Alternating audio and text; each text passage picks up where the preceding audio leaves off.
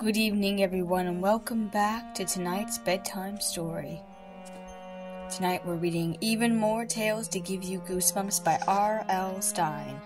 Special edition number 3 with 10 spooky stories inside. Tonight we're diving into the first story, The Chalk Closet.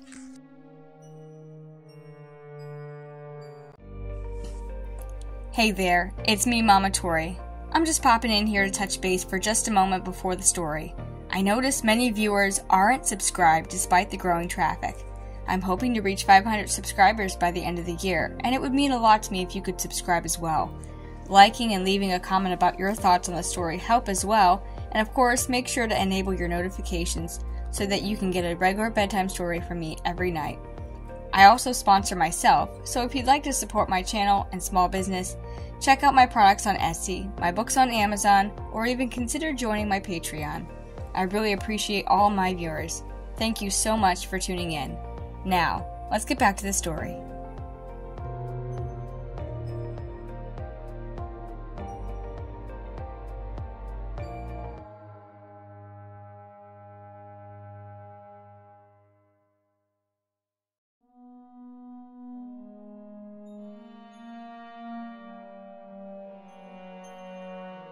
I wiped the sweat from my forehead. It was only 7:30 in the morning, but the thermometer had already hit 95 degrees, and the air conditioner on the bus was broken.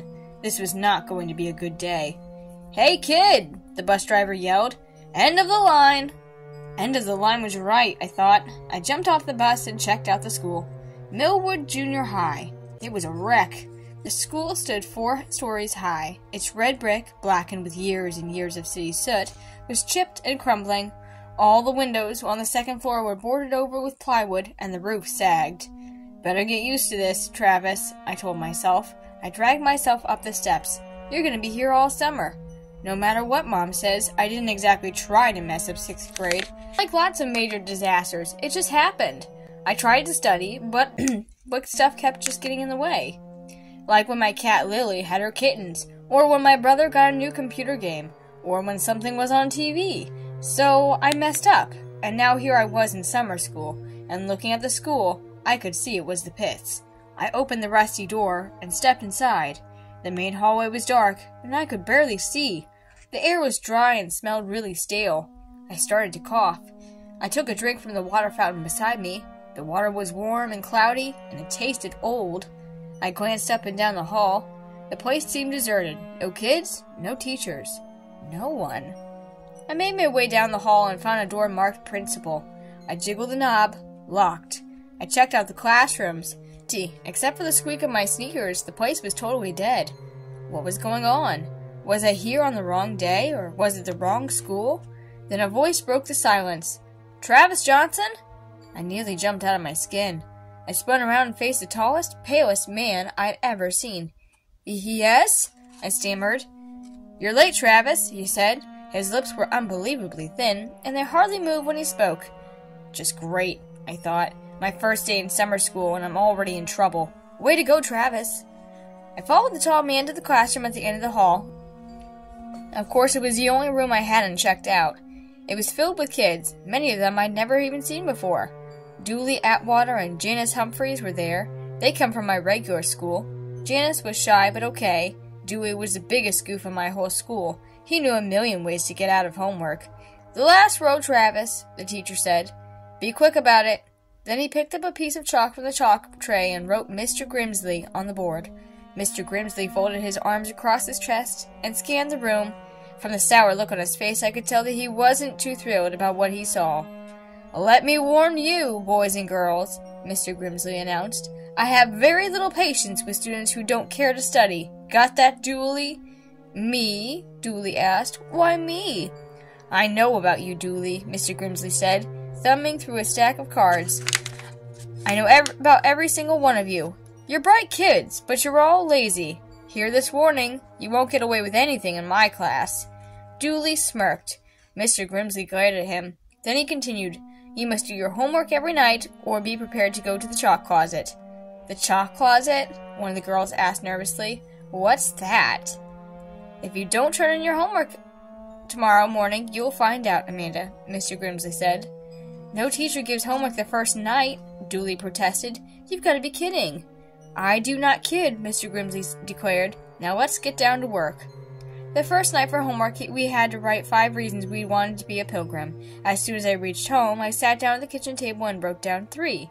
You get to travel a lot, eat dinner with some really cool Indians, and then 3, don't have to recycle. Then my brother Chris came in. Want to go to the ice cream igloo? He asked. They have a new flavor, peanut butter marshmallow mint. I didn't have a choice. I had to go, right? After dinner, there was a Lethal Weapon movie on TV. No way I could miss that.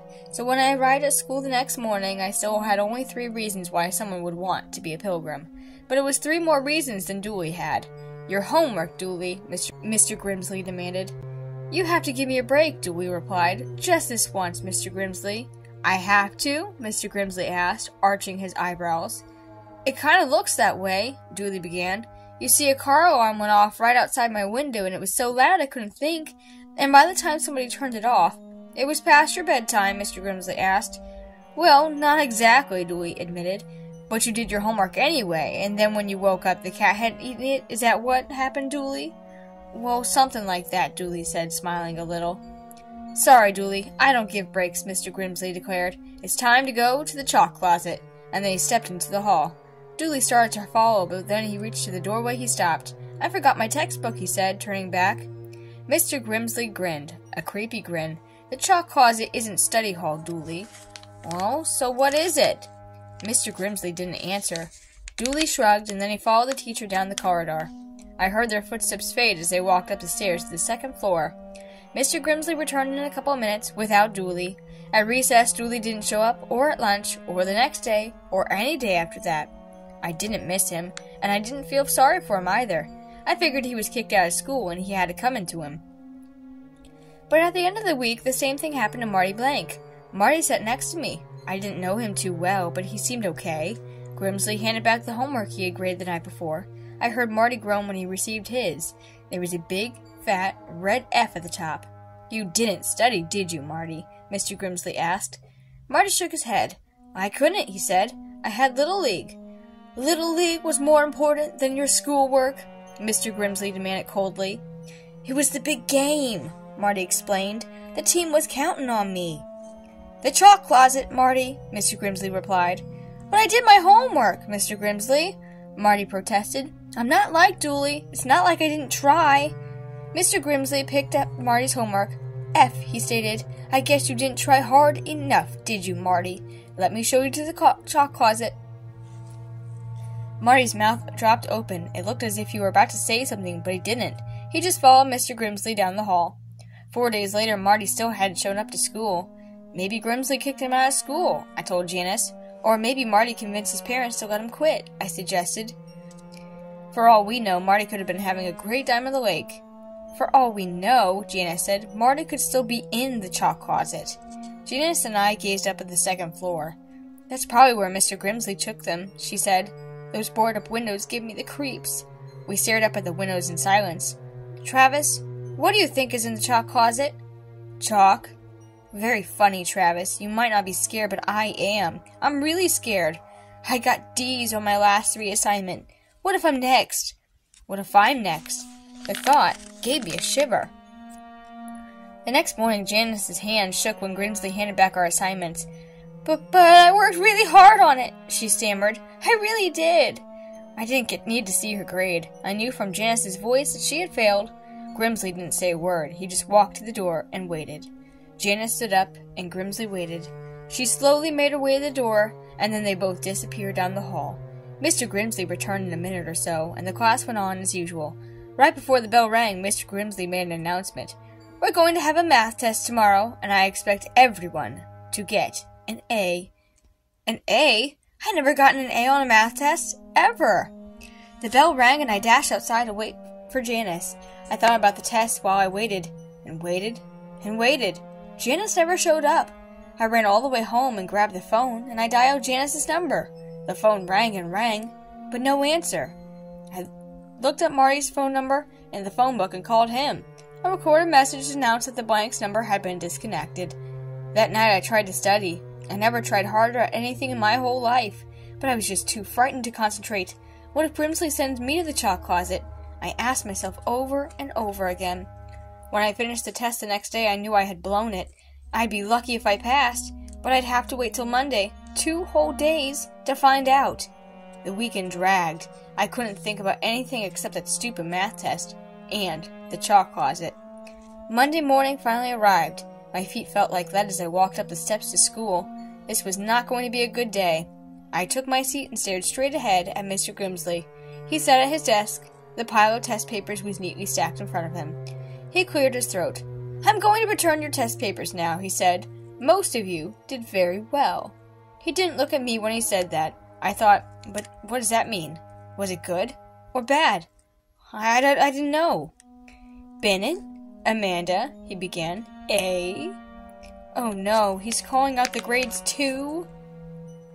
"Drake, Josh, A. Evers, Brian, A. Franklin, Marie, A. Wow, I couldn't believe it. Everyone was getting A's. I broke out into a cold sweat. I wiped my sweaty palms on my pants. Hey, don't worry, I told myself. Everyone's getting A's. I probably got one too. Grimsley continued calling out names and grades, and I was next.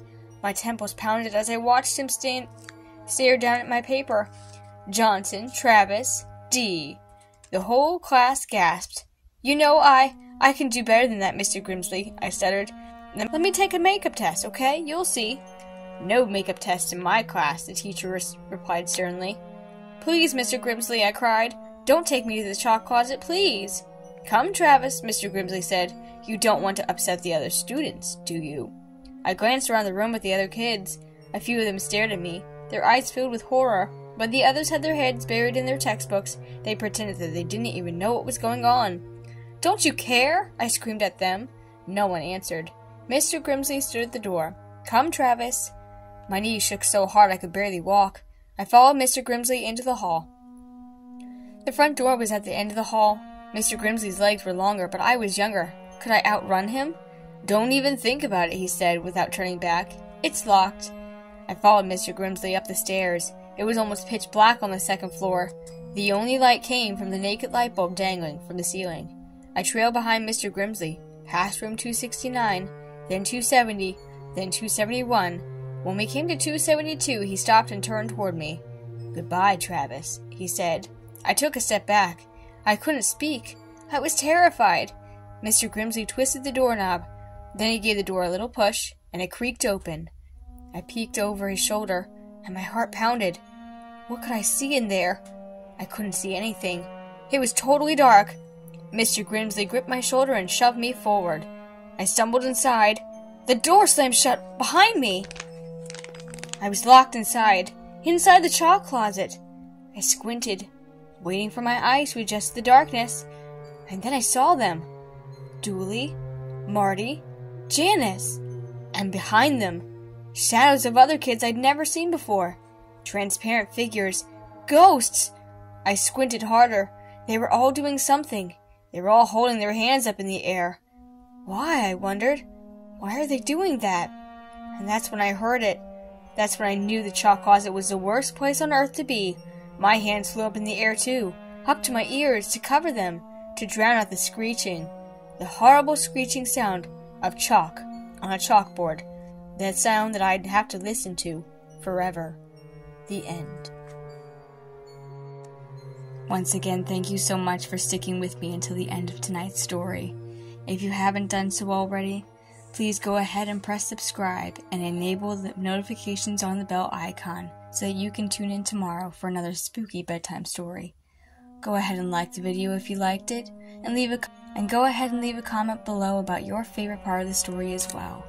And if you like what I have going on here on my channel, I also invite you to check out my products online on my Etsy store, my books on Amazon, or even consider looking at my Patreon to keep up to date with my next project. This is a great way of helping out my channel and staying tuned for my next release. Thank you so much, everybody, and have wonderful nightmares. Good night.